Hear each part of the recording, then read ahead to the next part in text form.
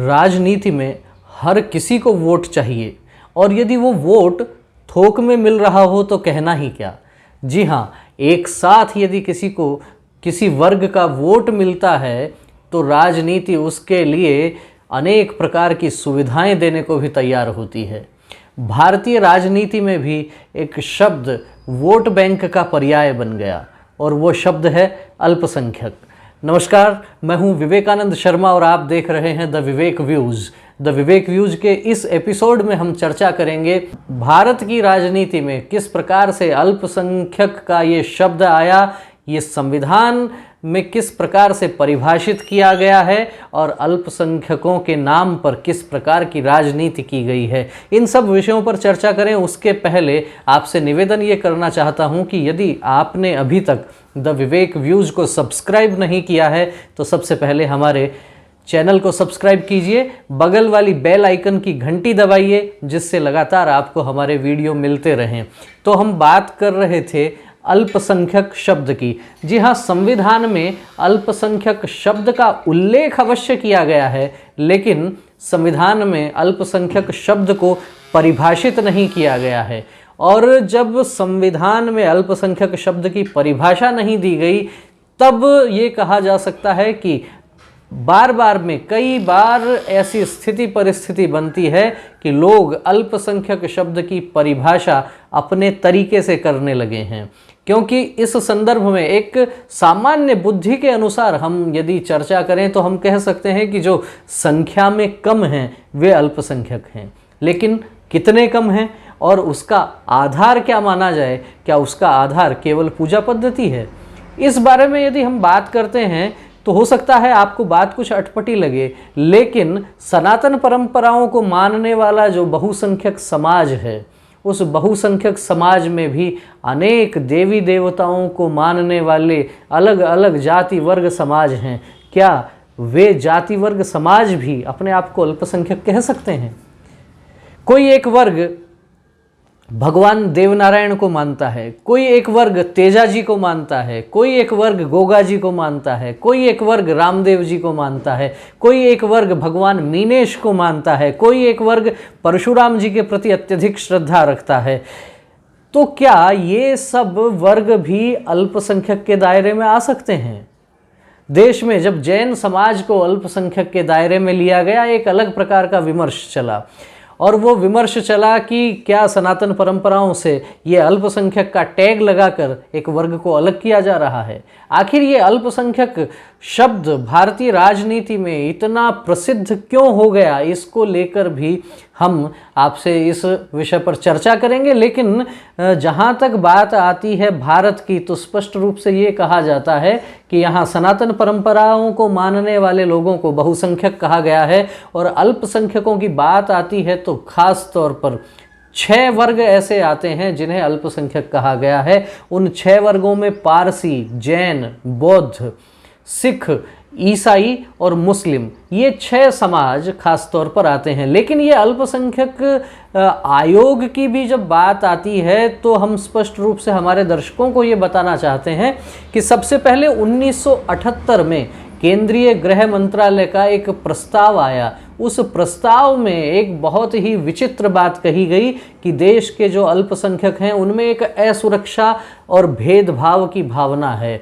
उस असुरक्षा और भेदभाव की भावना को समाप्त करने के लिए अल्पसंख्यक आयोग की स्थापना करनी आवश्यक है। देखिए आप, मज़ेदार बात यह है कि 1978 में ये प्रस्ताव आता है केंद्रीय गृह मंत्रालय में और उसके लगभग 14 वर्ष बाद में 1992 में हम कह सकते हैं कि अल्पसंख्यक आयोग का गठन होता है। लेकिन इस बात को मैं लेकर आना चाहता हूं 2014 में, जो अल्पसंख्यक मामलों की मंत्री नजमा हेपतुल्ला थी, उनका एक बयान आया और उस बयान ने बहुत सुर्खियां बटोरी।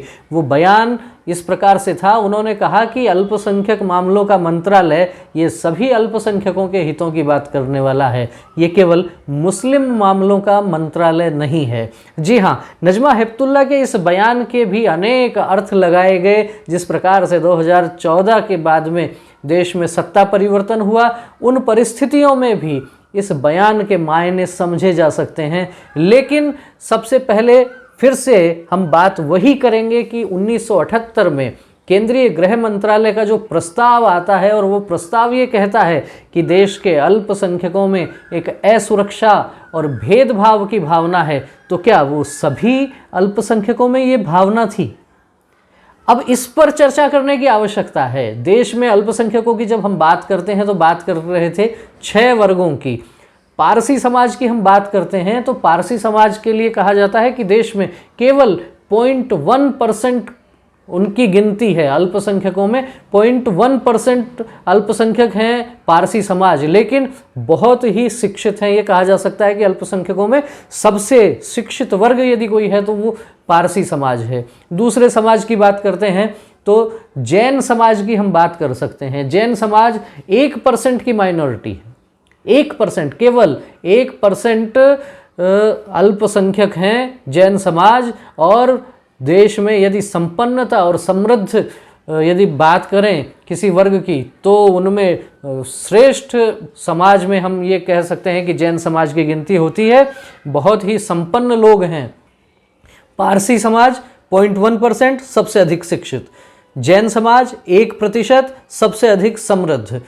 तीसरा समाज जिसकी हम बात करते हैं वो है सिख समाज। सिख समाज के लिए कह सकते हैं एंटरप्रेन्योर बहुत हैं उसमें। और माइनॉरिटी की बात करते हैं 1.8% उनकी जनसंख्या है, 1.8%। और रोजगार के मामले में आप देख लीजिए, संपन्नता के मामले में देख लीजिए, सिख समाज में कहीं भी आपको कमज़ोर नज़र नहीं आएगा। फिर ऐसी क्या स्थिति है कि जब 0.1%, 1% और 1.8% के पारसी, जैन और सिख समाज में किसी प्रकार की असुरक्षा और भेदभावना की बात नहीं है, तो जिस समाज को हम कह सकते हैं अल्पसंख्यकों में भी जो बहुसंख्यक है, लगभग 15% के आसपास की जिनकी आबादी है, आखिर उनमें असुरक्षा और भेदभाव की भावना कहाँ से आ गई? आखिर क्या कारण है कि देश के एक पूर्व उपराष्ट्रपति भी इस प्रकार का बयान देते हैं? आखिर क्या कारण है कि देश में बॉलीवुड के बड़े बड़े नामचीन चेहरे भी ये कहते हैं कि उन्हें डर लगने लगा है? 15% से अधिक की आबादी और उसके बावजूद ये कहना, तो कहीं ना कहीं लगता है कि दिल में कुछ खोट है। कहीं ना कहीं लगता है कि किसी व्यक्ति से परेशानी है। कहीं ना कहीं लगता है कि कुछ पीछे एजेंडा कुछ अलग चलाया जा रहा है। वहीं दूसरी तरफ हम बात करते हैं तो देखने सुनने को ये भी मिलता है कि जो लोग ये कहते हैं कि हमने हिंदुस्तान पर कई सैकड़ों वर्षों तक हमने राज किया है, तो जिन्होंने वास्तव में यदि सैकड़ों वर्षों तक राज किया है, आज वो शिक्षा में इतना पिछड़ क्यों गए? आज उनकी बस्तियों में आप जाकर देखते हैं तो आखिर बकरियों की सड़ांध क्यों आपको दिखाई देती है? क्या कारण है कि उनका जीवन स्तर अच्छा नहीं हो पाया? क्या वे खुद पीछे रह गए या सत्ता ने उन्हें पीछे धकेला है? क्या कहीं ना कहीं खुद की जिजीविषा में कमी थी या फिर उनके जीवन जीने का ढंग अलग था, उनके जीवन के लक्ष्य और निहितार्थ अलग थे? कारण क्या रहा? इस पर विचार करने की आवश्यकता है। आखिर अल्पसंख्यक आयोग का गठन इस प्रस्ताव को लेकर किया जाता है कि अल्पसंख्यकों में भेदभाव और असुरक्षा की भावना है, तो वो भेदभाव और असुरक्षा की भावना जैन समाज, बौद्ध समाज, पारसी समाज, इस प्रकार के समाजों में यदि उत्पन्न नहीं हो पाया, तो केवल एक मुस्लिम समाज में ये आखिर शिगुफा किस प्रकार से छेड़ा गया, इस पर भी विचार करने की आवश्यकता है।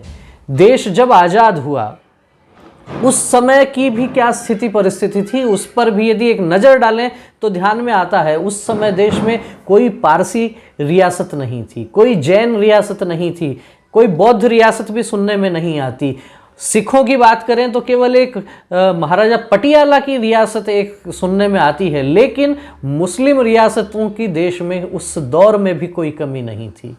उस दौर में भी हम लोगों ने नाम सुने होंगे लखनऊ का, पटौदी, रामपुर, भोपाल, जूनागढ़, हैदराबाद, अनेक नाम ऐसे आपने देखे सुने होंगे जहां मुस्लिम रियासत के नाम से उन्हें जाना जाता था।